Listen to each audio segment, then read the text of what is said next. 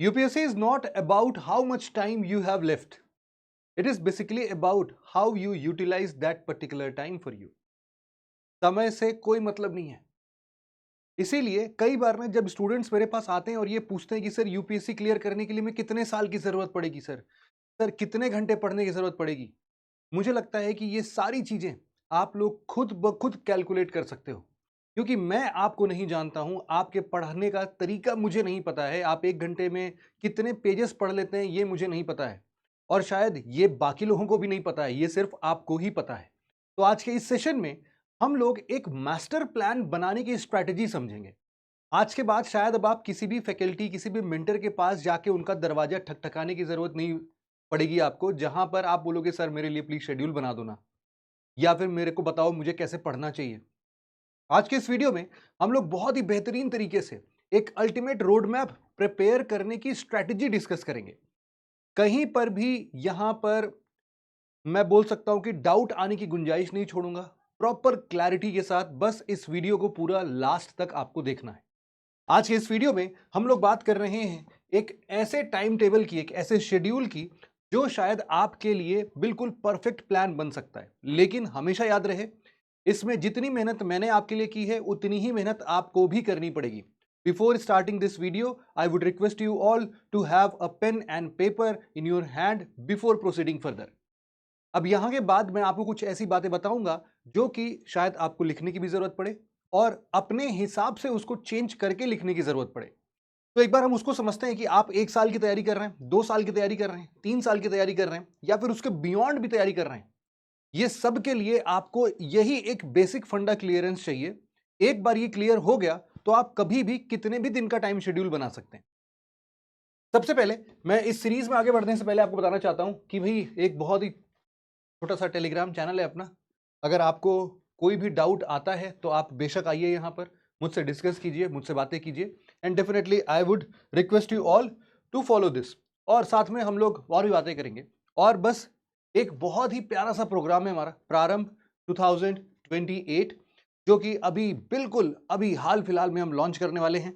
अब इसमें फायदा आपको ये मिलना है कि अगर आप कॉलेज स्टूडेंट हो तो आपके लिए ये 3 साल का पूरा एक full packaged scientifically designed schedule के साथ इस पूरे यूपीएससी एग्जाम की प्रिपरेशन कराता है।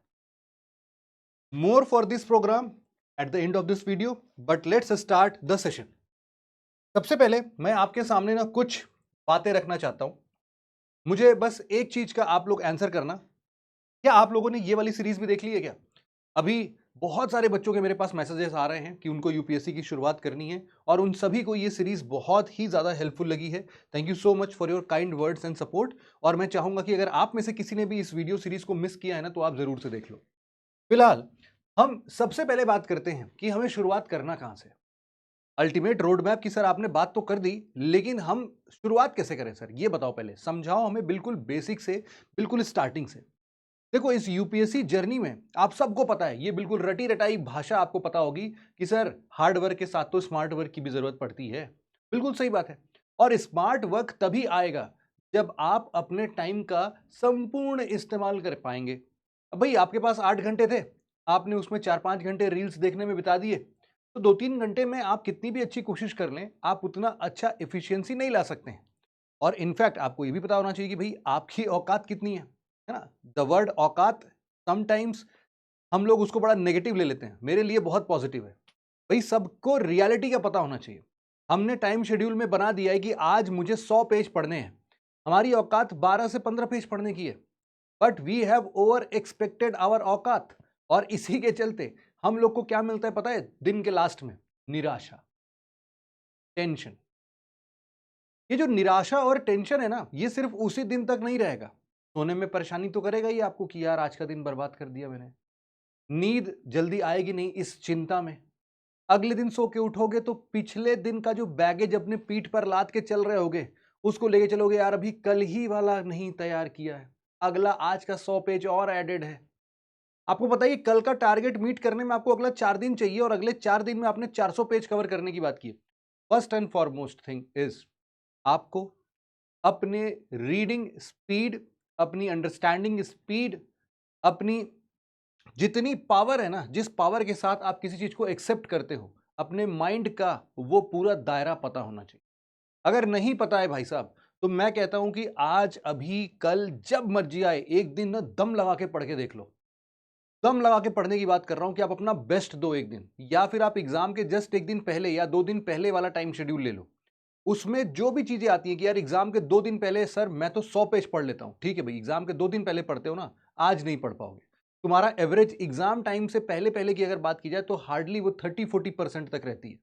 तो अगर एग्जाम के पहले पहले तुमने पूरी दम लगा के 100 पेज पढ़ लिया है, तो हमेशा याद रखना कि तुम आज जब एग्जाम नहीं है, उसको कवर करने के लिए तुम मुश्किल से अगर बहुत मेहनत करोगे, बहुत मेहनत करोगे, तो 30, 35, 40 पेज पढ़ पाओगे, दैट्स इट। वो एग्जाम का प्रेशर तुमको 100 पेज पढ़वाता है, और वो तुम्हारे दिमाग पर वो प्रेशर डलवाता है कि स्मार्ट वर्क करो बेटा, ये नहीं आएगा एग्जाम में, छोड़ दो, आगे बढ़ जाओ। वो सारी चीजें ना आपको 100 पेज तक पहुंचाती है, और वही कुछ आइडियाज हमें उन्हीं से सीखते हुए अपने रोजमर्रा की जिंदगी में लेके आना है इस यूपीएससी एग्जाम के लिए। सबसे पहले मैं आपको बताता हूं कि देखो, सभी एस्पिरेंट्स के पास अलग अलग टाइम जोन होते हैं। सभी एस्पिरेंट अलग अलग शेड्यूल बनाने की बात करते हैं, और किसी का भी शेड्यूल एकदम से ओवरलैप नहीं कर सकता। चलो कभी ओवरलैप कर गया तो वो डिस्क्लेमर लगाते हैं ना सीरियल के पहले, इसे मात्र एक संयोग कहा जाएगा, तो वही वाला सिस्टम बनेगा। अब यहां पर आप समझना कि आपको ना अपने यूपीएससी प्रिपरेशन को 3 पार्ट्स में डिवाइड करना है, और रैदर मैं बोलूं कि 4 पार्ट्स में डिवाइड करना है। यहां पर चलो 3 पार्ट का ही लेके चल लेते हैं, कोई बात नहीं है, 3 पार्ट्स में भी शायद आपको समझ में आ जाए। ज्यादा 4 पार्ट करेंगे तो ज्यादा कंफ्यूजन हो सकता है, 3 पार्ट्स में आप लोग समझ आता हूं मैं आपको। सबसे पहले फाउंडेशन बिल्डिंग की बात है। फाउंडेशन बिल्डिंग का मतलब क्या है सर? फाउंडेशन बिल्डिंग का बहुत ही सिंपल सा मतलब है कि यार देखो, तुमने हो सकता है कि ग्रेजुएशन में हो अभी तुम, और जो यूपीएससी के सब्जेक्ट्स जो तुम्हारे स्कूल टाइम पर तुमको पढ़ाए गए होंगे, तुम उस टाइम के चिबिल्ले बच्चे होगे, है ना, शरारती बच्चे होगे। तुमने नहीं पढ़ा होगा सही से यार, टीचर ने सही से नहीं पढ़ाया होगा, घर वालों ने कभी डंडा तुम्हें दिखा के ऐसे पीटा नहीं होगा, तो तुम्हें डर नहीं बैठा होगा, और तुमने किसी भी कारणवश XYZ, इतना ही नहीं कुछ भी हो सकता है, तुम तबीयत खराब हो गई, बीमार पड़ गए होगे, पढ़ने मन नहीं लग रहा होगा, रिया के लिए फोटोकॉपी करा रहे होगे, जो भी बात होगी, वो सब के सब तुम्हारे लिए क्या बन सकता है, एक बैकलॉग क्रिएट कर सकता है, एक नेगेटिव इंपैक्ट क्रिएट कर सकता है कि मेरा वो टॉपिक उतना बेसिक कवर्ड नहीं है। अब बेसिक कवर नहीं है तो भाई साहब हमें फाउंडेशन तो बिल्ड करना पड़ेगा। फाउंडेशन जितना ज्यादा स्ट्रांग होगा, हम अपनी इमारत उतनी ऊंची बना पाएंगे। तो इसीलिए फाउंडेशन के नाम पर सबसे पहले आता है हमारा एनसीईआरटी। अब एनसीईआरटी का जो ये बहुत बेसिक सा फेज है ना, ये अपने कुछ कुछ कॉन्सेप्ट्स, कुछ कुछ फैक्चुअल इंफॉर्मेशन, इन सब के साथ आता है। और ये एनसीईआरटी की किताब हलवा नहीं है भाई साहब। एनसीईआरटी की किताब टोटल 40+ बुक्स हैं। लेकिन बस मुझे आपसे इतना ही बताना है कि यार देखो, ये 40 के 40 किताब देख के डरो मत। क्लास 6 के बहुत सारी किताबें हैं जो तुम शायद 1 या 2 दिन में खत्म कर सकते हो। अरे क्लास 6 का छोटा बच्चा बेटा, तुम्हारा भतीजा होगा, भांजा होगा, या फिर तुम्हारे मतलब रिलेटिव्स में कोई भी छोटा बच्चा होगा, तुम उसकी किताब छीन के पढ़ने की कोशिश कर रहे हो, है ना, तुम्हारे सामने वो कितना छोटा है यार, तुम उसकी किताब को 2 दिन में नहीं पढ़ पाओगे, ऐसे कैसे हो जाएगा? तो ऐसे बहुत सारी किताबें निकल जाती है। पॉइंट नंबर 2, सारी किताबों को 6, 7, 8 तक पढ़ना भी नहीं होता। बहुत सारे सब्जेक्ट्स यार, अपने को इतना भी बुरा बचपन नहीं बीता है अपना, है ना, हमें इतना तो पता ही होता है यार, कुछ कुछ बेसिक बेसिक इन्फॉर्मेशन। हो सकता है सारे सब्जेक्ट्स में ना पता हो, कुछ कुछ सब्जेक्ट्स पता हो, कुछ कुछ का ना पता हो। तो जिनका जिनका पता है उनको 6, 7, 8 की एनसीईआरटी नहीं उठानी है। जिन सब्जेक्ट्स के बारे में बिल्कुल नील बटे सन्नाटा डब्बा गोल है, उसके लिए तुम लोग क्या कर सकते हो, 6, 7, 8 की एनसीईआरटी अगर जरूरत लगे तो पढ़ सकते हो। तो इस तरीके से तुमको क्या करना है, सबसे पहले अपने एनसीईआरटी के लिए एक परफेक्ट टाइमलाइन डिफाइन करना पड़ेगा। अभी कैसे करना है मैं बता रहा हूं, ये तुम्हारा पहला स्टेज होना चाहिए जब भी तुम तैयारी शुरू कर रहे हो। तो सबसे पहले you have to give your time for this foundation period. अब बात करते हैं दूसरे चरण की, जब तुम्हारा इंटीग्रेशन फेज आता है। ये इंटीग्रेशन फेज तुम्हारा बेसिकली इस बारे में इशारा करता है, देखो अभी तक तुम समझ लो कि बिल्कुल ज्ञान के परे थे। यूपीएससी का क्या सिलेबस है तुमने कभी देखा ही नहीं था, तुमने कभी प्रीवियस ईयर क्वेश्चन पर नजर ही नहीं डाला था, तुमको यूपीएससी के बारे में यू भी नहीं पता था। अब धीरे धीरे जैसे जैसे तुमने एनसीईआरटी पढ़ा ना, तुमको एक आइडिया लगने लगा कि अच्छा, यूपीएससी के हिसाब से यार ये सारी चीजें भी इंपॉर्टेंट है, ये तो हम अपने बचपन में पढ़ चुके थे, लेकिन अब यूपीएससी पर्सपेक्टिव से पढ़ रहे हैं तो और मजा आ रहा है। जब तुमको मजा आने लगे, तो वही एक परफेक्ट टाइम होता है कि जब तुम अपने करंट अफेयर्स के अंदर घुस जाओ। करंट अफेयर्स डेली बेसिस पर हमने ऑलरेडी डिस्कस कर रखा है अपने उसी वाले सीरीज में जो मैंने अभी बताया था। कैसे पढ़ना है, कब पढ़ना है, और कितना पढ़ना है, कहां से पढ़ना है, ये भी बताया था मैंने। तो वो सारी चीजें आपको करंट अफेयर्स को धीरे से इंक्लूड कर लेना है अपने लिए, और साथ ही साथ आपको अपनी प्रीलिम्स की प्रैक्टिस भी शुरू कर देनी है। अब फाउंडेशन बिल्डिंग के अंदर अगर आप अपनी कोई भी आंसर नहीं लिखते हैं तो भी चलेगा, कोई ऐसी बहुत बड़ी समस्या नहीं आएगी आपको। और इंटीग्रेशन फेज में आप अपने मेंस ओरिएंटेड टॉपिक्स को भी जरा समझना शुरू कर देते हैं। अब ये मेंस ओरिएंटेड टॉपिक क्या है वगैरह वगैरह सब बताऊंगा, डोंट वरी।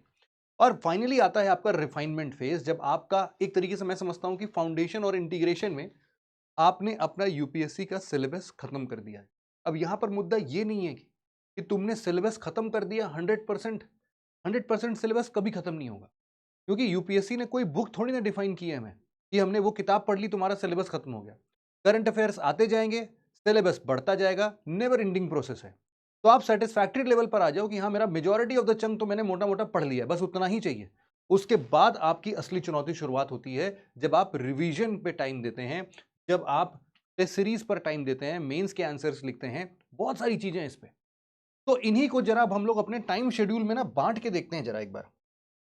मैं आपके सहूलियत के लिए सिर्फ इतना बता देता हूं कि आपके प्रीलिम्स के लिए क्या क्या टॉपिक्स लगते हैं आपको। भाई आपके प्रीलिम्स के 2 पेपर होते हैं, आप सबको पता है। इसमें history, geography, polity, economy, environment, science and technology, current affairs, ये सारे सब्जेक्ट्स आते हैं। इसके साथ साथ कभी कभी छोटा मोटा पोर्शंस जो है वो आपका आईआर का भी आ सकता है। इसके साथ साथ आपके कुछ गवर्नमेंट स्कीम्स पर भी क्वेश्चंस बन जाते हैं। तो ये सारे पोर्शंस, हालांकि ये दोनों के दोनों पोर्शंस जो है ये हो सकता है कि आपके करंट अफेयर्स का पार्ट बन जाए। और कभी कभी तो थोड़े बहुत क्वेश्चंस, एक आधे क्वेश्चन सोसाइटी से भी आ जाते हैं, स्पोर्ट्स से आ जाते हैं, वो सारे के सारे करंट अफेयर्स के पार्ट बन जाएंगे आपके। और सीसेट की जब भी बात करते हैं तो comprehensive logical reasoning, basic numeracy, decision making, RC, reading comprehension, यही सारी चीजें होंगी इसमें। इसके बाद आता है अपना अगला पड़ाव यार। अगला पड़ाव है तुम्हारे लिए क्या भाई साहब? मेंस का एग्जाम। मेंस के एग्जाम में तुम सबको पता है कि इंडियन लैंग्वेज 8 शेड्यूल के हिसाब से कोई भी ले सकते हो। ज्यादातर जैसे हम लोग हिंदी भाषी हैं तो हम लोग हिंदी लैंग्वेज लेते हैं, बट बाकी के लोग बाकी के 8 शेड्यूल वाले लैंग्वेज में कुछ भी ले सकते हैं। पेपर बी भी क्वालिफाइंग होता है इंग्लिश के लिए। इन 2 सब्जेक्ट्स की चिंता नहीं करनी है। क्यों? क्योंकि ज्यादातर हिस्से पर इसमें चूंकि हमें सिर्फ और सिर्फ 25% मार्क्स लेके आने होते हैं, ये ना करते हुए भी हो जाता है ना। जैसे आप ऐसे लिख ही रहे होगे, पेपर बी में सिर्फ ऐसे लिख के आ जाओगे तब भी पास हो जाओगे अगर ठीक ठाक ऐसे लिख लेते हो तो इसीलिए इस पर ज्यादा चिंता नहीं करनी है। ये टू द फ्लो, आप अपने फ्लो के साथ साथ इसको अपने आप ही कर लोगे, इसकी चिंता आपको करनी ही नहीं है। इनफैक्ट इसको टाइम शेड्यूल में डालना भी मत कभी भी। आगे आते हैं और हम लोग ऐसे की बात करते हैं, ये हमारे लिए एक इंपॉर्टेंट प्लेस होगा। लेकिन उसके साथ साथ अब हमारा जीएस पेपर 1 स्टार्ट होता है। जीएस 1 में हम लोग बात करते हैं अपने Indian heritage, culture, modern history, geography और सोसाइटी की। जीएस पेपर 2 की बात करें तो हम लोग polity, constitution, governance, social justice और आईआर की बात करते हैं। जीएस पेपर 3 में इकोनॉमी, एग्रीकल्चर, इंफ्रास्ट्रक्चर यहां पर मिसिंग है, मैं उसको लिख देता हूं भाई साहब।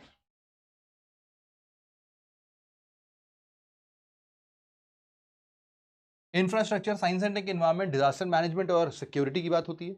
और जीएस पेपर 4 आपका एथिक्स, इंटीग्रिटी एंड एप्टीट्यूड। इसमें भी 2 सेगमेंट्स हो सकते हैं आपका। एक आपका थ्योरी वाला पोर्शन जो आता है वो तो आता ही है, और साथ में यहाँ पर कुछ केस स्टडीज आते हैं। ये सारी चीजें मैं ऑलरेडी अपने उस सीरीज में डिस्कस कर चुका हूँ आपके साथ में।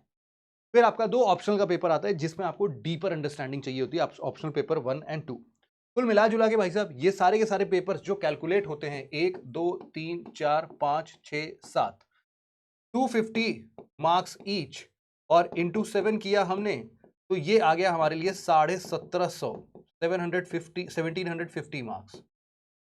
अब 1750 मार्क्स की बात हो गई। अब लास्ट में हमारे पास आता है पर्सनालिटी टेस्ट। इसमें भी आपको थोड़ा बहुत टाइम देना है, बट इसका अगेन आपको शेड्यूल नहीं बनाना है, क्योंकि एक बार जब आपका मेंस क्लियर हो जाता है तब आप थोड़ा और सीरियसली इस पर प्रिपेयर करना स्टार्ट करते हैं। फिलहाल अभी के लिए आप अपने अंदर एक साइंटिफिक टेम्परामेंट बनाएं, करंट अफेयर्स पर अच्छी कमांड रखें, तो भी इंटरव्यू का काफी हद तक पोर्शन जो है वो क्लियर हो जाता है। ठीक है भाई, तो हम जरा अब बात करते हैं कि अब हमें इन सभी चीजों को करना कैसे है। देखो, हमने सबसे पहले फाउंडेशन, अब ये पेन कॉपी जो उठाई थी ना भाई शुरुआत में, अब यहां पर तुम्हारा काम शुरू हो जाता है। तुम्हारे पास एनसीईआरटी है, ये जो एनसीईआरटी है तुम्हारे लिए, अब ये समझ लेना कि इसका जो एक पोर्शन है, हम लोग यही बात कर रहे थे कि अप्रोक्सीमेटली सर 40 बुक्स हैं हमारे पास में, है ना, 40 बुक्स हैं। अब इस 40 बुक्स में, अच्छा एक चीज और बता देता हूं, मैं तुम्हारे लिए मान के चल रहा हूं कि अभी तुम्हारे पास कितना टाइम है भैया? 3 इयर्स का टाइम है। अब 3 इयर्स को मैं कैसे डिवाइड कर सकता हूं? बहुत ही इजी कैलकुलेशन है। मुझे पता है कि 3 साल में आपके पास मुश्किल से 300 डेज ईच ईयर मिलने वाले हैं। आप बोलोगे सर वैसे 365 होते हैं, 366 होते हैं, 365, 66, मैं नहीं काउंट करूंगा क्योंकि आपके बीच के सेमेस्टर एग्जाम्स आएंगे, उसमें आपको देना पड़ेगा काफ़ी समय। बीच में कभी किसी घर में शादी हो गई, त्योहार इतने आते हैं हमारे, इन सब में साल का 2 महीना बीत ही जाता है ना। इनफैक्ट अगर हम लोग सिर्फ संडे को ना पढ़ें, हर एक संडे को हम पढ़ना छोड़ दें तो ही 52 दिन हो जाते हैं हमारे। तो इसीलिए ये 65 दिन निकालना कोई बहुत बड़ी बात नहीं है। एक साल में 65 दिन हम यूं ही गवा ही देते हैं, तो मैं उसको मान के चल रहा हूं आपके लिए, और इंटू 3 कर दिया मैं 3 साल के लिए। और हमारे पास कितने अच्छे दिन है भाई, हमारे पास अच्छे दिन है 900। अब इन 900 डेज को ही हम लोग को अच्छे तरीके से डिफाइन करते हुए चलना है। अब इसमें मैंने आपको बहुत ही प्यार से, मैंने क्या बोला, मैंने बोला कि यार देखो तुम्हें कम से कम इस 900 दिन में से एक स्ट्रॉन्ग फाउंडेशन बनाना था, और ये स्ट्रॉन्ग फाउंडेशन बनाने के लिए तुमको ये 40 किताबें पढ़ने के लिए मैंने बोला है। बट अगर मैं तुमको असलियत बताऊं तो इन 40 किताबों में से बेटा मुश्किल से 20 से 22 किताबें ही हम लोग को पढ़नी पड़ती हैं सीरियसली। बाकी के ऐसे ही गिनाने के लिए होती हैं, बहुत छोटी होती हैं, बहुत इजीली हो जाती हैं वो, या तो पढ़ना भी नहीं पड़ता है। और किसी लोगों के लिए तो ये 10 ही किताब में होती है, बस इससे ज्यादा नहीं है। अब यहां पर आपको एक ठीक ठाक टाइम देना है अपना। मैं उस 900 दिन में से मैं आपको 180 दिन दिलाता हूं, 180 डेज, अप्रोक्सीमेटली 180 डेज आपके पास होने चाहिए, जिसमें कि आप लोग और कुछ नहीं कर रहे हो, सिर्फ और सिर्फ अपने फाउंडेशन को बिल्ड कर रहे हो। This is all for your foundation. आप चिंता छोड़ दो कि यूपीएससी क्या है, इसका एग्जामिनेशन कैसे क्लियर होता है। बस आप ध्यान दो कि यूपीएससी जैसे क्वेश्चन पूछता है, क्या हम उसी लहजे में अपने एनसीईआरटीज को पढ़ सकते हैं, पढ़ के देख सकते हैं। अब आप इसके अंदर किस एनसीईआरटी को कितना टाइम देना है, डिपेंडिंग अपॉन द पेजेस, आप उसके आधार पर आप डिसाइड कर सकते हो। अभी बैठो, छांटो अपने लिए किताब, इसीलिए मैंने बोला कि भाई तुमको भी मेहनत करनी पड़ेगी मेरे साथ साथ। और इस 180 दिन में ये पहले तो तुम्हें ये छांटना पड़ेगा कि कौन सा सब्जेक्ट तुम्हारा स्ट्रांग है, जिसके एनसीईआरटीज तुम एलिमिनेट कर रहे हो। बस आपके लिए एक डिस्क्लेमर दे देता हूं मैं यहां पर आप लोग चाहो तो इस बात को मेंशन कर सकते हो कि भाई साहब हम लोग को 2 सब्जेक्ट्स किसी भी कीमत पर नहीं छोड़नी है। पहली है आपके लिए ज्योग्राफी। ज्योग्राफी की जब भी मैं बात करता हूं तो इसमें आपका जो 11th वाली ज्योग्राफी है, 11th की ज्योग्राफी, इसके भी 2 पार्ट्स हैं, है ना। इन दोनों पार्ट को P1 और P2 ये आपके लिए बेहद जरूरी है, बेहद जरूरी। जब मैं बोल रहा हूं बेहद, तो आप इसमें हाईलाइट, मतलब इसको कहीं से भी कॉम्प्रोमाइज मत करना। These are very very important. दूसरा, यहां पर आप बोल सकते हो आपके लिए हिस्ट्री की किताबें आती हैं। देखो हिस्ट्री में भी आप सिलेक्टिव होकर पढ़ सकते हो, क्योंकि बहुत सारी चीजें आपको स्टैंडर्ड बुक्स में मिल जाती हैं। लेकिन अब इन हिस्ट्री किताब से आपको एलिमिनेट क्या करना है, फिलहाल के लिए वर्ल्ड हिस्ट्री आप फर्स्ट राउंड में एलिमिनेट कर सकते हो। मैं माइनस लिख रहा हूं, माइनस का मतलब ही है कि आपको वर्ल्ड हिस्ट्री छोड़ के आपको हिस्ट्री कंप्लीट करना है। मतलब कि हिस्ट्री के अंदर आप लोग एंशिएंट पढ़ सकते हो, आप लोग मीडिवल पढ़ सकते हो, आप लोग मॉडर्न पढ़ सकते हो, और आप लोग आर्ट एंड कल्चर भी पढ़ सकते हो। लेकिन इसके बियॉन्ड अगर आपको वर्ल्ड हिस्ट्री पढ़ने की बात आ रही, छोड़ दो, कोई बात नहीं। कई किताबें एनसीईआरटी की वर्ल्ड हिस्ट्री की तरफ डेडिकेटेड है, आप उनको ड्रॉप कर सकते हो फिलहाल के लिए। तो इसीलिए मैं बोल रहा हूं आपको कई सारी किताबें मिल जाए। जैसे कि आपको मैं और बता देता हूं, इकोनॉमी की जब मैं बात करता हूं, इकोनॉमी, तो इकोनॉमी में सिर्फ और सिर्फ आपको मैक्रो इकोनॉमी पढ़नी होती है ना, माइक्रो इकोनॉमी नहीं पढ़नी है। 2 किताबें होती हैं इकोनॉमी की, तो आप उस बेसिस पर एक किताब वहां से छट गया। तो ऐसे ही आप लोग अपने लिए, मैंने आपको एक मोटा मोटा आइडिया दिया है कि आपका फाउंडेशन जो है वो 180 दिन में कैसे कंप्लीट होगा। यही है स्मार्ट वर्क, है ना। तो इस बेसिस पर आपको फटाफट से कंप्लीट करते हुए चलना है।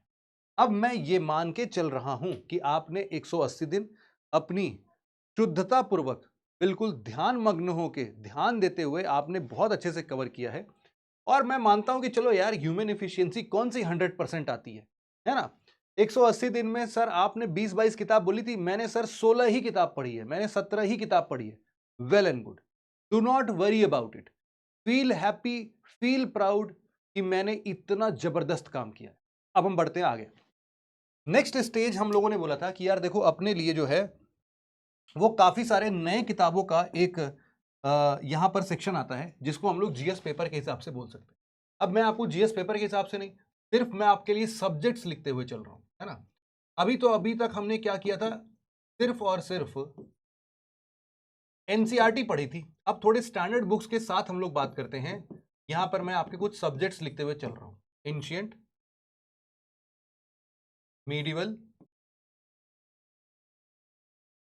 और फिर मैंने लिखा मॉडर्न, फिर मैंने लिख रहा हूं आर्ट एंड कल्चर, और इसके साथ साथ आपके लिए पोस्ट इंडिपेंडेंस और आपकी वर्ल्ड हिस्ट्री। जब भी आप लोग अपने प्रीवियस ईयर क्वेश्चन देखोगे तो हमेशा याद रखना कि मैं इसको रेड कलर से मार्क कर रहा हूं। इन दो सब्जेक्ट से क्वेश्चंस बहुत ही कम आते हैं, ना के बराबर आते हैं। तो फिलहाल अभी इनको आप छोड़ सकते हो, नहीं पढ़ने की जरूरत है। सबसे इंपॉर्टेंट इनमें से अगर मैं आपके लिए बोलता हूं तो दो सब्जेक्ट्स आपके बनते हैं। ये दो सब्जेक्ट्स को मैं ग्रीन कलर से हाईलाइट करना चाहूंगा। यहां पर मैं आपके लिए लिख देता हूं, एक है आपके लिए मॉडर्न और दूसरा है आपके लिए आर्ट एंड कल्चर। इसका मतलब ये नहीं है कि एंशिएंट और मिडिवल इंपॉर्टेंट नहीं है, लेकिन अगर मैं आपको टाइम कॉस्ट बेनिफिट रेशियो बताऊं तो शायद उसमें आपको थोड़ा कम ही मिलना, मतलब कम भी पड़ेगा तो भी चलेगा। मतलब उससे क्वेश्चंस हर बार जरूरी नहीं कि आप लगा लो, बहुत ही बड़ा टॉपिक है ये। दूसरे नंबर पर हिस्ट्री के बाद आता है हमारा इंडियन सोसाइटी। इंडियन सोसाइटी अगर आप प्रीवियस ईयर पेपर्स उठा के देखोगे ना तो इंडियन सोसाइटी का सिलेबस तो बहुत ही छोटा है, लेकिन क्वेश्चंस दमदार आते हैं, अच्छा आता है। मतलब कि इसका रिटर्न जो है वो बहुत ही तगड़ा है। तो हर बार जिन सब्जेक्ट्स के रिटर्न बहुत ही तगड़े होंगे मैं उनको ग्रीन कलर से मार्क कर दूंगा, जिससे कि आप लोग अपनी प्रायोरिटी मेंटेन कर सको। और तीसरा सब्जेक्ट जो यहां पर है वो काफी बड़ा सब्जेक्ट है, इसको हम लोग बोलते हैं क्या, ज्योग्राफी। ये है आपके लिए जीएस पेपर 1 की बात। तो जीएस पेपर 1 की बात जब भी हम कर रहे हैं तो ज्योग्राफी, इंडियन सोसाइटी और हिस्ट्री, अब इनको कैसे डिफाइन करें। देखो, अब हम लोगों ने, हमें कितना मिला था भाई, 900 दिन मिले थे। 900 में से हम लोग ऑलरेडी 180 दिन खत्म कर चुके हैं, हमारे पास मुश्किल से 720 दिन ही बचे हैं। अब कुल मिला जुला के तुम्हारे पास मोटा मोटा 300 दिन है, जिसके अंदर तुमको सारे जीएस के टॉपिक्स खत्म करने हैं। सिर्फ 300 दिन है ना।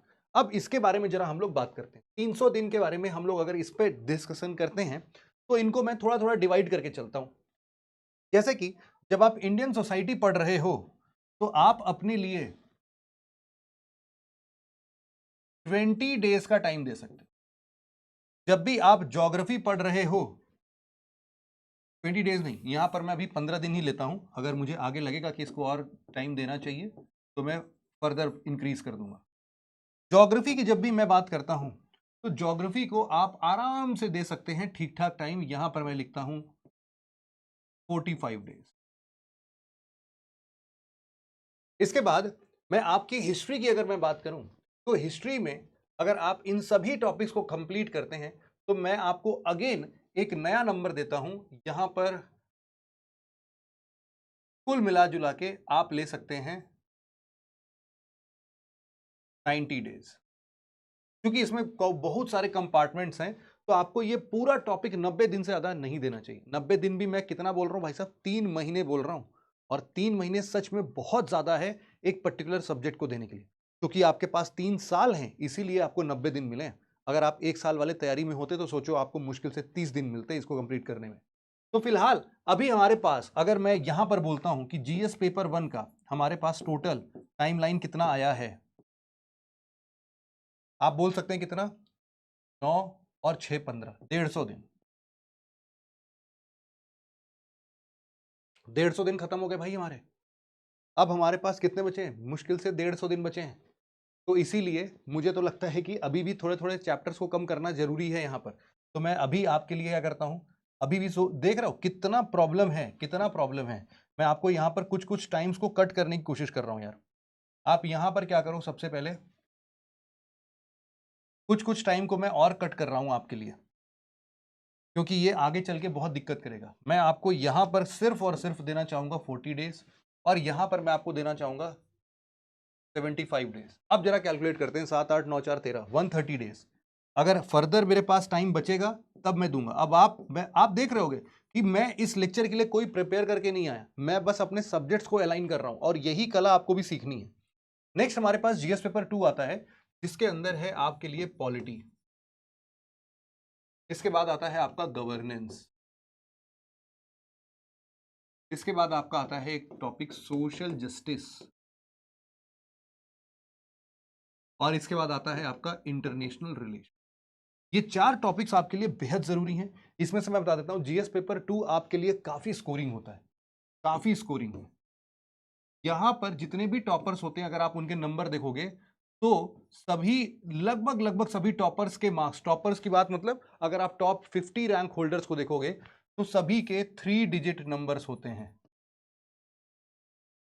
मतलब कि 3 डिजिट मतलब क्या? आप बोल रहे हो सर 99 नहीं होंगे 250 में से? यस, 250 में से 99 नहीं होंगे, 250 में से किसी के 115 होंगे, किसी के 125 होंगे, किसी के 120 होंगे, 130 होंगे, ऐसे मार्क्स चलते हैं। मतलब कि ये स्कोरिंग है। पेपर 1 इतना नंबर नहीं लेके आएगा आपके लिए, है ना। पेपर 1 में कुछ कुछ लोग लेके आते हैं, सारे लोग नहीं लेके आ पाते।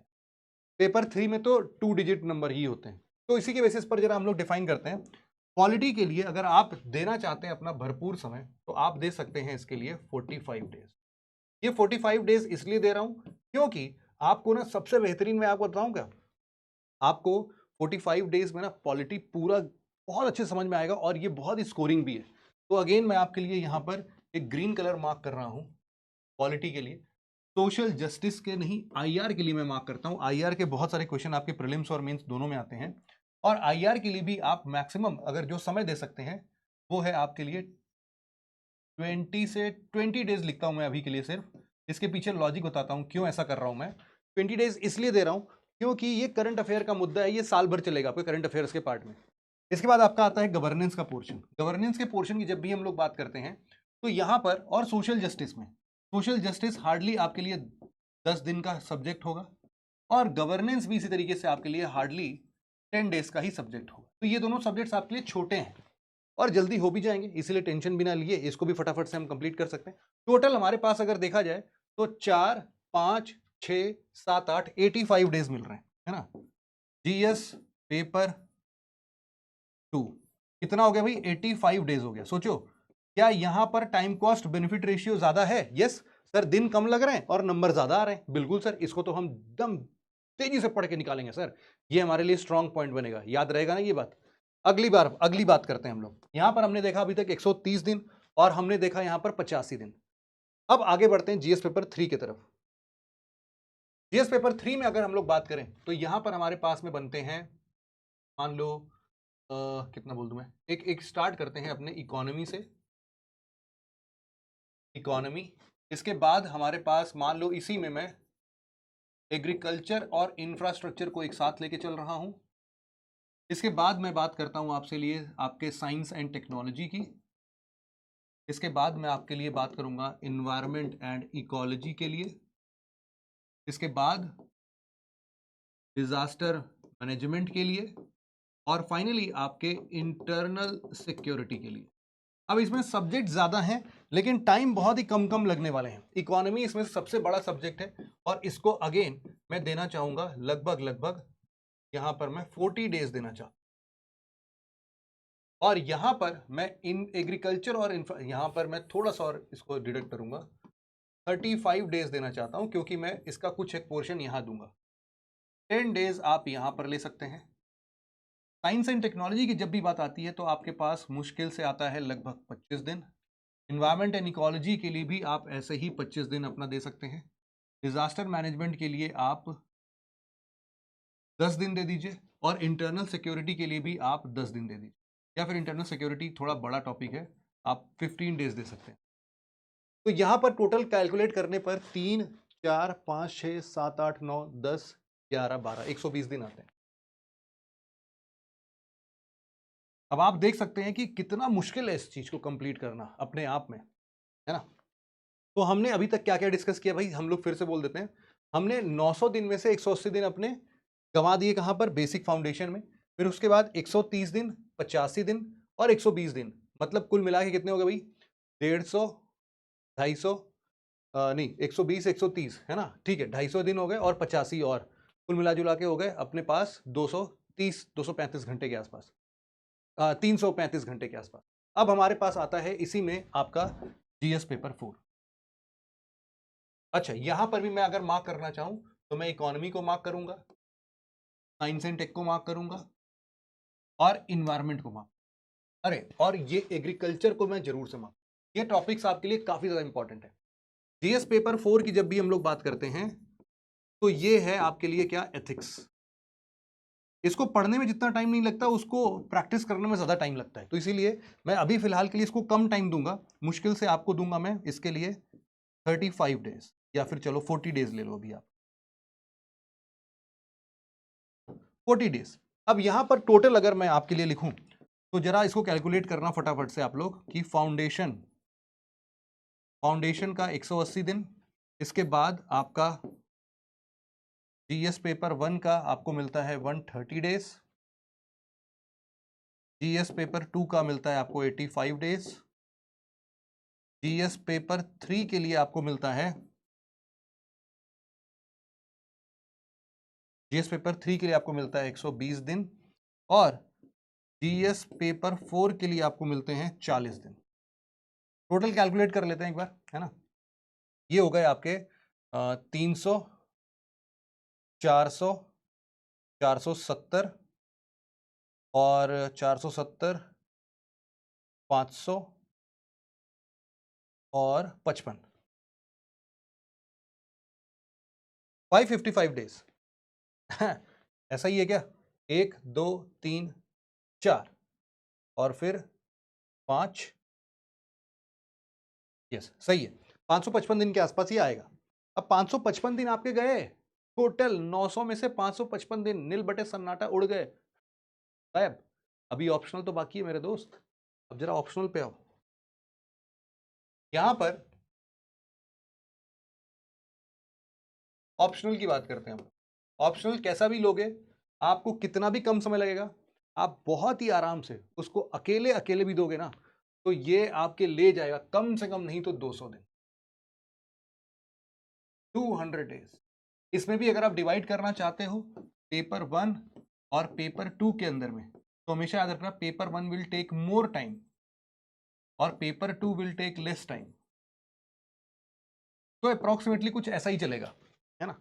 अब यहां पर आपको मिल गया 200 दिन भाई साहब, टोटल हमारे पास 555 दिन से अब टोटल कितना हो गया भाई हमारे पास, 755 डेज आर ओवर।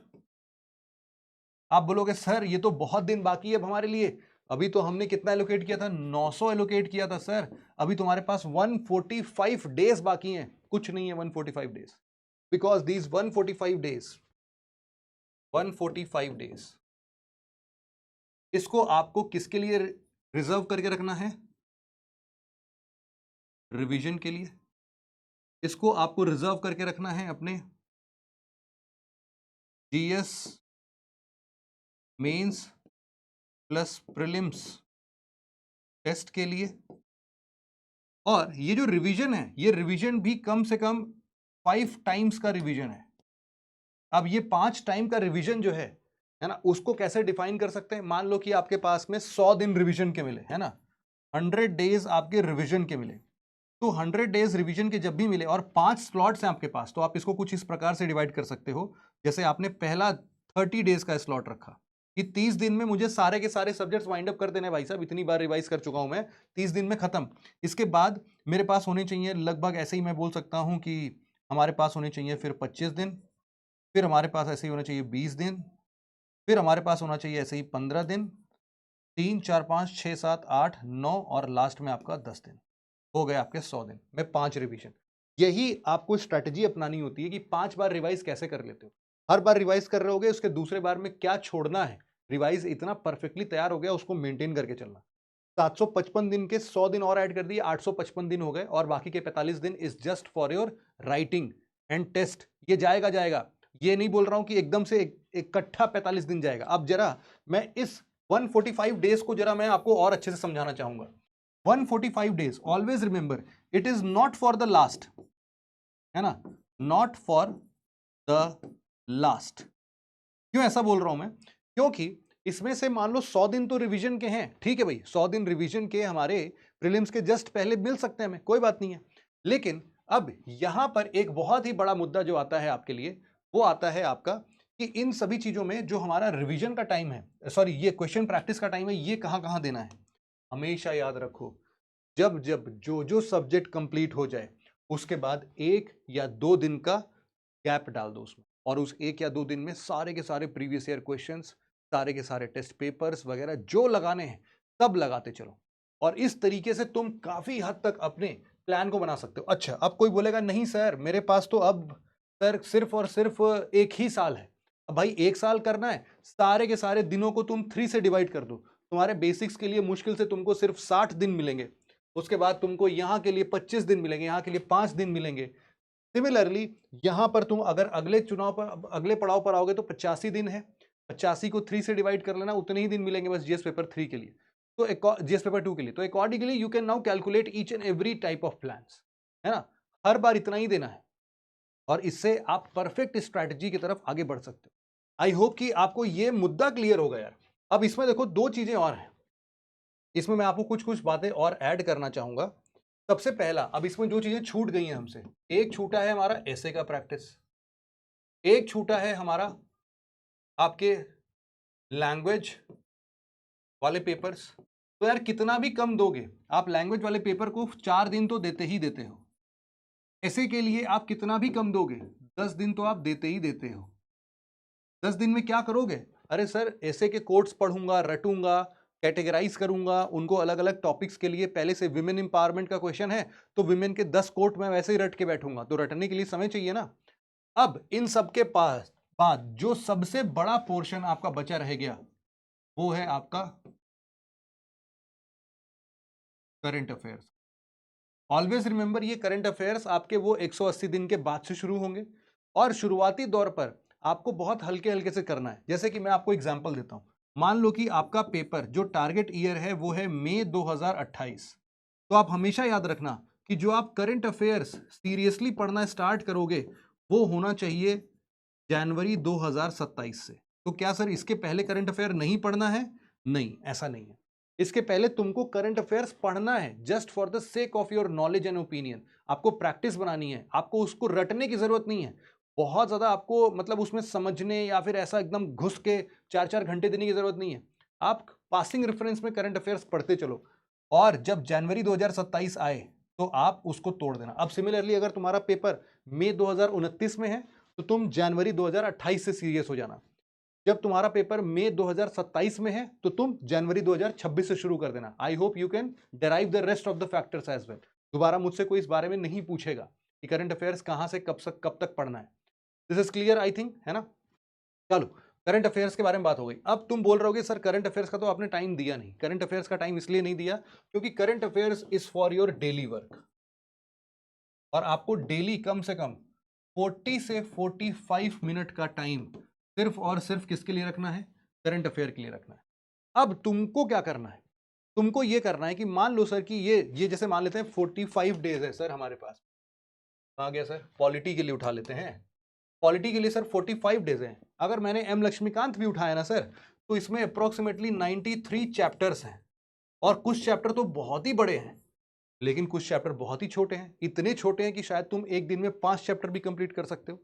अब ये तुम्हारी डेडिकेशन है कि तुम कैसे उन 93 चैप्टर्स को 45 डेज में फिट करते हो, है ना। कई सारे चैप्टर्स है, तुम एक दिन में 2-2 3-3 चैप्टर्स निपटा डालोगे, मुझे पता है, हो सकता है, पॉसिबल है। और कभी कभी जैसे फंडामेंटल राइट्स हैं, तुमको पढ़ने में एक ही चैप्टर है वो, लेकिन वो 3 दिन लग जाएंगे।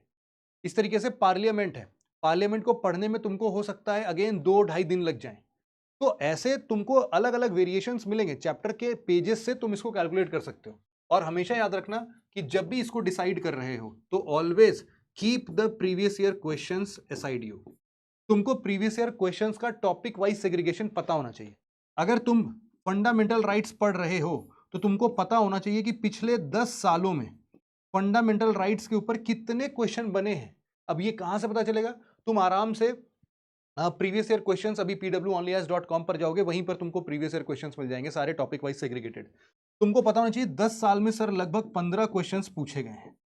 तो 10 साल में अगर 15 क्वेश्चन पूछे गए मतलब हर साल लगभग 1-1.5 क्वेश्चन पूछे जाते हैं। अब बोलोगे सर आधा क्वेश्चन कैसे पूछेगा? अरे मतलब दूसरे साल में 2 पूछ लेगा, किस साल में 3 पूछ लेगा, ऐसा कुछ। मतलब कभी 1-2 क्वेश्चन पूछे ही जा रहे हैं हर साल। तो भाई साहब ये तुम्हारे लिए इंपॉर्टेंट है। ये चैप्टर, एक चैप्टर से अगर हर साल क्वेश्चन आ रहा है मतलब कि बहुत इंपॉर्टेंट चैप्टर है ये। तो इसी तरीके से भाई साहब तुमको अपना पूरा शेड्यूल, पूरा टाइम टेबल डिफाइन करना है। और मैंने जो भी तुमको नंबर्स दिए हैं, ये नंबर्स ब्रह्मा की लकीर नहीं है, ये नंबर्स में 1 दिन, 2 दिन, 4 दिन, 5 दिन, based upon your strategy, based upon your strength and weaknesses, आप इसको वैरी भी कर सकते हो। बस मैंने आपको एक मोटा मोटा अंदाजा देने की कोशिश की है कि अगला 3 साल आपके लिए कैसे बीत सकता है। अब आपकी चॉइस है कि आप इसको कैसे भजाना चाहते हो। अब इसी के साथ साथ अगर आपको अभी थोड़ा डर लग रहा है तो डोंट वरी, मेरे पास एक बहुत ही बेहतरीन सॉल्यूशन है आप सभी लोगों के लिए। हमारा प्रारंभ कोर्स, इसके बारे में अगर हम लोग बात करें तो ये हमारे लिए पहले साल में हमारा फाउंडेशन ही बिल्ड करता है। जैसे जैसे अभी तक हम लोगों ने बात की थी वैसे ही यहां पर भी उन्हीं साइंटिफिकली डिजाइंड पोर्शंस को हम लोग बात करते हुए देखते हैं। यहां पर भी आप जैसे कि फाउंडेशन फेज में एनसीईआरटी मॉड्यूल में क्लास 6 से 12 तक के बेसिक सीसैट की बात हो या फिर आपके इन सब्जेक्ट्स की बात हो, ये सारे के सारे, अरे एक चीज तो छूट ही गया अपना, सीसैट। सीसैट छूट गया यार, बड़ी दुख की बात है। सीसैट के लिए तुम इतना कर सकते हो कि when ever you start CSAT, always remember कि आपको लगभग लगभग एग्जाम, जैसे मान लो आपका सीसैट ना बहुत ही बर्बाद है, मैं बोल रहा हूँ सीसैट में बहुत डर लगता है, तो आप इसके लिए टाइम दोगे कम से कम नहीं तो 6 मंथ्स का। लेकिन सर 6 मंथ्स पूरे दिन भर यही पढ़ना है? नहीं, 6 मंथ अगर आपने डेली 1 आवर भी दे दिया तो भी आपके लिए मोर देन सफिशिएंट हो जाएगा। दूसरा, अगर आपने सीसैट, अगर आप ठीक ठाक पढ़ते हो, सर कि ठीक ठाक है सर, मेरा इतना लोड नहीं है सीसैट में, तो सर मैथ्स में स्ट्रांग है मेरा सर, सीसैट पक्का से निकल जाएगा, अगर उस हद तक आप गए हो तो आपके लिए मुश्किल से चाहिए 30 डेज का 1 आवर प्रैक्टिस डेली, है ना, इधर भी और इधर भी। तो अब आप अपने हिसाब से सीसैट को भी देख लेना, इसको अलग से दिन एलोकेट करने की जरूरत नहीं है। बस याद रखना कि जब भी एग्जाम पास आ रहा होगा उसके पहले कभी भी आप 1 साल पहले, आधे महीने, 6 महीने पहले आप बस स्टार्ट कर दोगे। अगर आप बहुत ही कमजोर हो तो 6 महीने, और अगर आपका मैथ्स अच्छा है, आप अपने आप को महारथी भी मानते हो, तो भी आपको कम से कम नहीं तो इतना टाइम देना ही देना है। नहीं दोगे तो सीसैट नहीं क्लियर होगा, ये भी बता देता हूँ। सीसैट दिखने में कितना भी आसान लग जाए और कुछ लोगों को तो बहुत ही कठिन लगता है, ये गेम चेंजर है आपके लिए। इस पे सिलेक्शन नहीं हुआ तो पूरी यूपीएससी की प्रिपरेशन धरी की धरी रह जाएगी। तो इसीलिए इसको सीरियसली लेते हुए इसको भी टाइम देना जरूरी है। तो यहां पर आपको अब ये भी ऐड ऑन करना पड़ेगा। अब ये ऐसे और लैंग्वेज, इन सब के लिए कहां से टाइम निकालूंगा सर? अगेन, इनको आप डिस्ट्रीब्यूट करोगे थ्रू आउट द ईयर। मैंने आपको टोटल मिला के अगर देखा जाए तो मैंने आपके अभी भी 3 साल में से 195 दिन नहीं कैलकुलेट किया है, मैंने 365 दिन में से 300 दिन ही कैलकुलेट किए हैं। अगर आप एक सीरियस एस्पिरेंट हो तो आप उस 195 दिन को भी यूटिलाइज करना चाहोगे, और वहीं पर ये सारी चीजें एडजस्ट होते हुए दिख जाएंगी तुमको बहुत आराम से। तो इट्स ऑल ऑन यू, है ना, आप कैसे इसको ऑर्गेनाइज करते हो। अब चलो यहां पर हम लोग बात करते हैं अपने बेसिक फाउंडेशन के साथ, हम लोग पहले साल को कंप्लीट करते हैं या फिर फर्स्ट सेमेस्टर हम लोग कंप्लीट करते हैं, और उसके बाद हम लोग अपने एडवांस फेज में चले जाते हैं, जैसा कि अभी यहां पर भी हमने बात किया था। सारे सब्जेक्ट्स को हम लोग, जीएस के जितने भी सब्जेक्ट्स हैं उन सबको बहुत अच्छे तरीके से करते हैं। फिर जब हमारा फाइनल ईयर आता है तो यहाँ पर हम आपके ऑप्शनल सब्जेक्ट के साथ, टोटल यहाँ पर जो इंपॉर्टेंट वाले ऑप्शनल सब्जेक्ट्स होते हैं सिर्फ वही इंक्लूड किए गए हैं। बाकी किसी का बहुत ही एक्सेप्शनल ऑप्शन है जो कि कॉमन नहीं है, जैसे कि मान लो किसी का केमिस्ट्री ऑप्शनल है तो ऑफकोर्स यहाँ पर नहीं मिलेगा। इस तरीके से जो भी बहुत फेमस फेमस ऑप्शनल जैसे sociology, anthropology, PSIR, public administration, Hindi literature, mathematics वगैरह वगैरह, कुछ कुछ ऐसे कुछ यहाँ पर इंक्लूडेड रहेंगे। यहाँ पर फिर कंप्लीट रिवीजन ऑफ 2 ईयर्स, जो भी पिछले 2 साल में पढ़ा है उसका पूरा का पूरा रिवाइज करना हमारा यहाँ पर काम होगा। और सबसे इंपॉर्टेंट क्या बात है भाई, टेस्ट सीरीज। तो आप देख रहे हो कि जो जो चीजें हमने कैलकुलेट की हैं उन सब चीजों को हमने इस प्रारंभ प्रोग्राम में भी प्लेस करने की कोशिश की है। इसमें आपको आराम से हर दिन कॉलेज आवर्स के बाद आपको लाइव लेक्चर्स मिल जाते हैं। इन लाइव लेक्चर्स को अगर आप अटेंड कर लेते हैं तो उसके बाद आपको मुश्किल से अपने कॉलेज टाइम के बाद में 2.5-3 घंटे और देने पड़ते हैं। यहाँ पर डीपीपी डीएमपीज आपको डेली बेसिस पर मिलते हैं, मतलब रोज प्रैक्टिस करने की बात हो रही है। ये 1 दिन 2 दिन की बात ही नहीं है, ये अगले 3 साल तक लगातार आपको क्वेश्चन की प्रैक्टिस कराना यहाँ पर बनता रहेगा। फिर आपको कुछ बहुत सारी ऐसी किताबें मिलती हैं, उन किताबों की भी अभी मैं आपको दिखाता हूँ। फिर आपको डेली क्लास नोट्स मिलता है भाई साहब, उसको भी मैं दिखाता हूँ अभी आपको। टेस्ट सीरीज, उनका इवैल्यूएशन, मेंटोरशिप, हर एक चीज यहाँ पर आपको मिलेगा जिस भी चीज की जरूरत है। अब आप यहाँ पर भी देख सकते हैं कि जो लाइव क्लासेस होती हैं उसमें टीचर आपको प्रॉपर अच्छे तरीके से नोट्स पूरे बिल्ड करके दिखाते हैं बिना कोई डाउट के। यहाँ पर नेक्स्ट हम लोग देखते हैं जो भी आपके क्वेश्चंस वगैरह होते हैं उनका इवैल्यूएशन करके मिलता है, कहाँ पर कौन से पॉइंट्स ऐड करने थे उनको भी आप यहाँ पर देख लेते हैं, उनसे भी आप सुधारते हैं। डेली क्लास नोट्स आपको इस प्रकार से मिलते हैं कि जो भी आपके क्लास नोट्स हैं वो यूनिट वाइज आपको इस प्रकार से मिलेंगे कि आपके यही नोट्स बन सकते हैं। नेक्स्ट, ये मेंटर है आपके लिए। मेंटर जो है वो डेफिनेटली ऐसे कॉल पर बच्चों से ग्रुप में भी डिस्कस करते हैं, वन ऑन वन भी डिस्कस करते हैं। फिर आपकी ये रही सारी की सारी एनसीईआरटी की सारी समरीज, जो मैं 42 बुक्स की बात कर रहा था, उन 42 बुक्स की जगह आप सिर्फ ये 16 एनसीईआरटी मॉड्यूल्स को पढ़ सकते हो, है ना। अब उन 42 बुक्स को रिप्लेस करता हुआ ये 16 एनसीईआरटी वाला की बुक्स आ सकती हैं। आपके सभी प्रकार के जो भी यूपीएससी के टॉपिक्स हमने डिस्कस किए जिस पेपर 1, 2, 3, 4 में, उन सब में ये 24 यूपीएससी वाला की बुक्स शामिल है। आप इनको पढ़ के भी अपनी यूपीएससी प्रिपरेशन को पूरा वाइंड अप कर सकते हो। Then comes the peer learning session. Peer learning session is all about कि आपका धड़क कैसे खोला जाए। हो सकता है कि आप किसी छोटे से कस्बे के किसी एक ऐसे जगह से बिलोंग करते हो जहां पर एक ग्रुप में अगर आपको बोल दिया जाए कि 2 शब्द बोलो तो आपका पैर कांपने लगे, मुंह से आवाज ही ना निकले। इन्हीं सब चीजों को इंटरव्यू राउंड में आप फेस ना करो, आपकी पर्सनालिटी जो है वो और अच्छे से डेवलप हो, इसीलिए हम लोगों ने पीयर लर्निंग सेशंस भी यहाँ पर ऑर्गेनाइज करना स्टार्ट किया है। तो आप ये पीयर लर्निंग सेशंस के अंदर में अपने ओपिनियंस को रखते हो और उनसे बहुत अच्छे तरीके से आप सीखते हो। बहुत सारे ऐसे टॉपर्स के सेशन होते हैं, जो भी हमारे इस इंस्टीट्यूशन के टॉपर्स होते हैं, या फिर उनकी इस जर्नी से आपको क्या क्या पॉइंट सीखना चाहिए। यूँ तो हम अपनी गलती से सीखते ही हैं, लेकिन अगर आप इनकी गलती से भी सीखोगे तो आप शायद और तेजी से आगे बढ़ सकते हो। हम लोग के पास ऐसे बहुत सारे चैंपियनशिप्स यहाँ पर होते हैं, प्रारंभ की चैंपियनशिप्स, बहुत सारे इवेंट्स हम लोग ऑर्गेनाइज करते हैं, और इन सभी इवेंट्स में हम अपने बच्चों को खुद ही बुलाते हैं, प्रारंभ के बच्चों को, और उनके बीच में एक हेल्दी कंपटीशन क्रिएट करते हैं। कई बार हम लोग उनके सेमेस्टर एग्जाम्स के अच्छे रिजल्ट्स के लिए उनको फेलिसिटेट भी कर रहे हैं, जिससे कि उनका मोटिवेशन बहुत तेजी से बना रहे, बहुत अच्छे से बना रहे। फिर इसके बाद प्रारंभ मीटअप्स होते हैं, जहाँ पर आप लोग का ये कोर्स भले ही ऑनलाइन है, लेकिन फिर भी आपको सुमित सर या फिर टीम के जो भी एमिनेंट पर्सनैलिटीज़ हैं वो जाते हैं आपके पास में, आपके शहर में, और जब भी वो विजिट करते हैं तो वो आपको भी कॉल कर लेते हैं। जैसे मैं अपनी ही बात बताता हूँ, मैं भी जब जैसे मान लो प्रयागराज गया, मैं लखनऊ गया, मैं पटना गया, या फिर मैं इंदौर गया, मैं उन जगहों के लोकल बच्चों को पहले इन्फॉर्म कर देता हूँ कि मैं आ रहा हूँ, आपके जो भी डाउट्स हैं आप लेके आओ, मुझे मिलने आ जाओ मेरे से, कोई दिक्कत नहीं है। तो ऐसे आपके बहुत सारे सेशंस यहाँ पर चलते रहते हैं। आई होप कि आपको ये पूरा का पूरा सेशन जो है ना, ये शानदार तरीके से शेड्यूल के बिल्कुल वन स्टॉप सॉल्यूशन के जैसा समझ में आया होगा। अब आज के आज बैठ के इसको अच्छे तरीके से कैटेगराइज कर लो, और आपके टाइम और शेड्यूल को लेके मुझे नहीं लगता कि कोई भी प्रॉब्लम परेशानी होनी चाहिए। आई होप, एक चीज बस मैं आपको और बताता हूं यार, just so sorry for this, I have missed this. यहां पर मैं आपको एक और चीज बस बता देता हूं, दो चीजें मैं आपको बताता हूं जो कि आपके लिए एक ब्रह्मास्त्र के जैसा काम करता है। ऑलवेज रिमेंबर कि ऐसे का पार्ट बहुत ज्यादा इंपॉर्टेंट है, बहुत ज्यादा स्कोरिंग है, और उसके लिए कितना दिन देना पड़ रहा है? 10 दिन। आपके लिए जो आपका जीएस पेपर 4 है, it is too much scoring, और इसके लिए आपको देना है सिर्फ 40 दिन। आप हमेशा देखना कि जो भी स्कोरिंग होगा और उसमें कम टाइम लग रहा होगा, आप उसको प्रायोरिटी देना यार, है ना। सिमिलरली आपका ऑप्शनल भी काफी हद तक स्कोरिंग है, और ये डिसाइसिव होता है कि आपका मेंस में होगा कि नहीं होगा, ये आपके ऑप्शनल के मार्क्स से डिसाइड होते हैं। तो इसीलिए ये भी आपके लिए बहुत जरूरी है। तो इतने पोर्शंस को आप थोड़ा प्रायोरिटी पर लेके चल सकते हो, ठीक है भाई।